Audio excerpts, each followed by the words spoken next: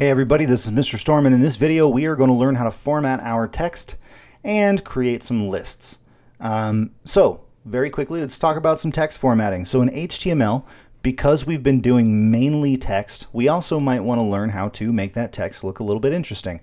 We might want to learn how to make some bolded text like this, or italicize our text, or create some subscript or superscript. So here's how we do that.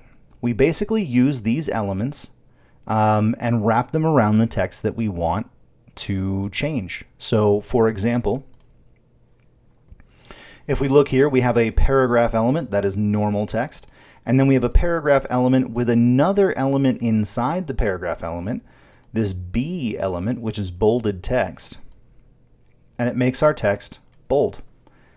It's pretty simple, pretty easy. And yes, you can put elements inside of other elements. That is a thing you will do often in HTML.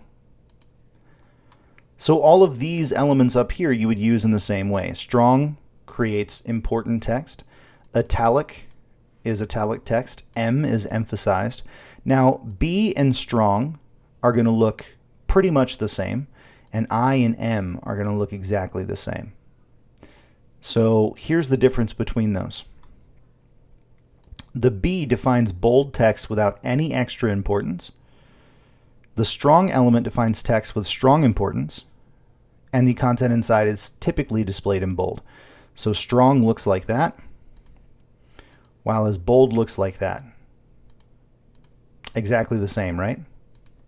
Well, back in the older days of web development, the way the tag you used on the text would actually indicate meaning in some way. Now, here's one way that it's really important today. If someone was using a screen reader, meaning they're blind and they're using a screen reader to read out what's on the page to them, bold text is going to read differently than strong text. Most people just use bold. I and M are different. So I indicates a technical term, a phrase from another language, a thought, a ship name, etc.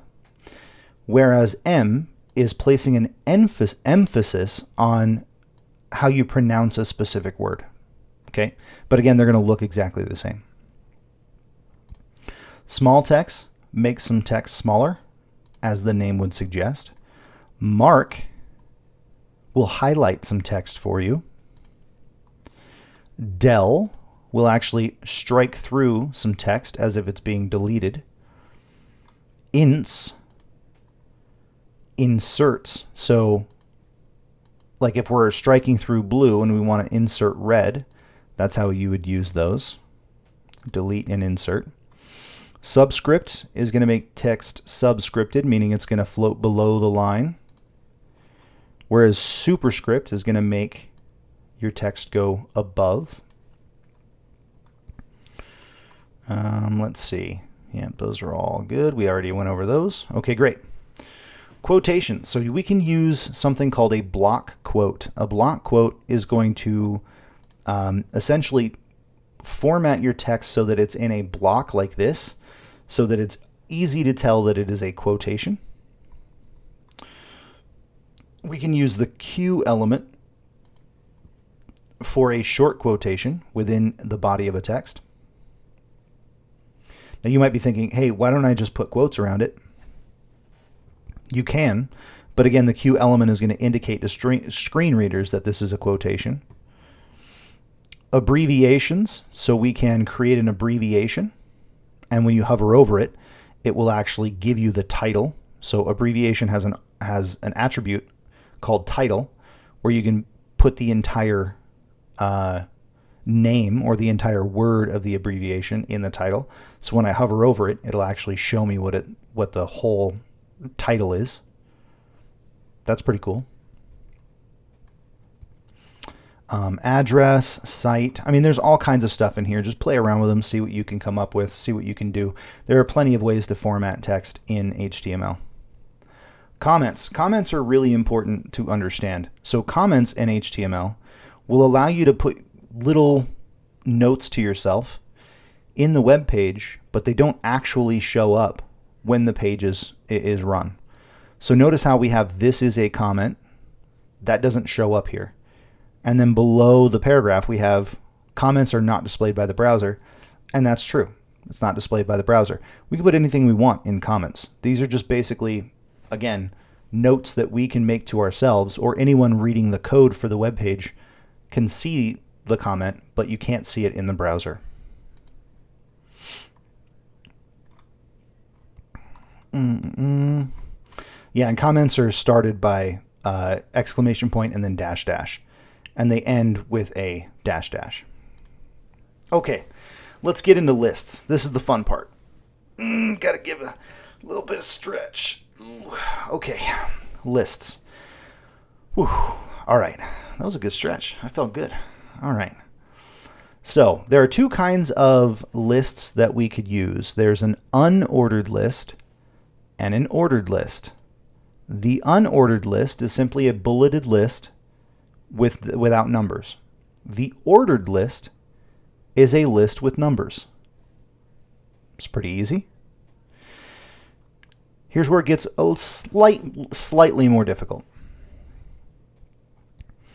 So we have unordered lists. So this is how you create a bulleted list, right? We want to start with the element UL, a UL element. And in between, or inside the UL element, we're going to have another element called an LI, or list item. And whatever we put inside the list item is going to be one of the items that are bulleted in our list. So let's take a look. So this is what a UL, what an unordered list looks like in the browser. And we can have as many list items as we want, right? So if this is a shopping list, then maybe Avengers toys, right? So we can put anything we want in the list. We can have as many list items as we want inside the list. Now, unordered lists are usually for things where the order doesn't necessarily matter, right? We just want to list a bunch of things out. We don't care what order they are in. Whereas an ordered list is for things where the order actually matters. Now, tell me the difference between an unordered list and an ordered list when it comes to the code itself. If you're paying attention, you can see that literally the only difference is an unordered list is UL and an ordered list is OL. That's it. Same list items, same everything, same format, same all of it. Just one is OL, one is UL.